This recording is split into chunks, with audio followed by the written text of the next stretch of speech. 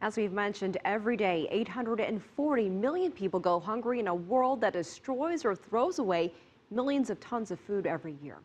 The nonprofit group OxFam is trying to change that with a program called GROW. Anand Naidoo spoke with the group's senior agriculture policy advisor about the program.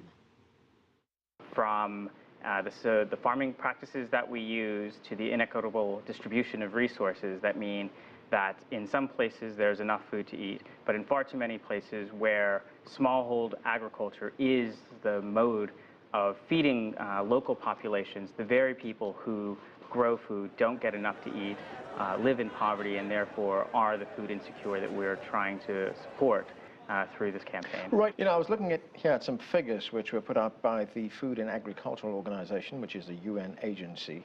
There are Millennium Development Goals to cut by half the number of people who are hungry from the 1990 level.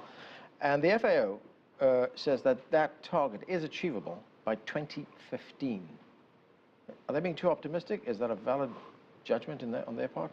Well, we'll hit that target globally. The question is, will we hit it with equity around the world? And the answer to that question is no. We will continue to see high levels of food insecurity and hunger in places like Africa, where we have seen substantial progress in India and other places in South Asia like China. You also need to raise incomes. Fundamentally, hunger is a product of poverty, and too many of the people who are poor in the world are food producers. Right. Here's another figure that they came out with, talking about the wastage of food that we talked about. 1.3 billion tons of food go to waste every year. That's about a third of the total food produced. How does one counteract that in the short term? Well, I think it's about educating consumers first and foremost. Part of the GROW campaign, part of what we're trying to do is to inform people about the choices they can make in their own lives that are consequential and important in helping to fix this food system. So ensuring that you reduce the amount of waste that you have in your own food supply chain, in your own household, for example.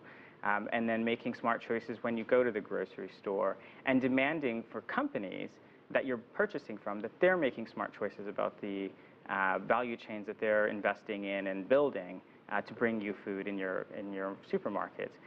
As a consumer, you can make smart choices that have an impact on the food system.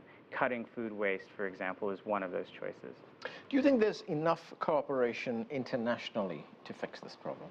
You know, I just came back from Rome, where I was sitting in a room with 140 plus governments who were debating key challenges around food security, like biofuels policy, like what kinds of investments are needed to make smallhold agriculture work.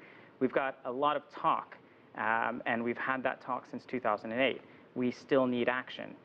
We had, some commitments that were put on the table at the G8 in 2008, and we continue to press governments to meet those commitments and to make new commitments, because the problem isn't going to be solvable in 3, 5, 7 years. It's a 10, 15, 25-year challenge. Eric Munoz, thanks for joining us. It's a pleasure.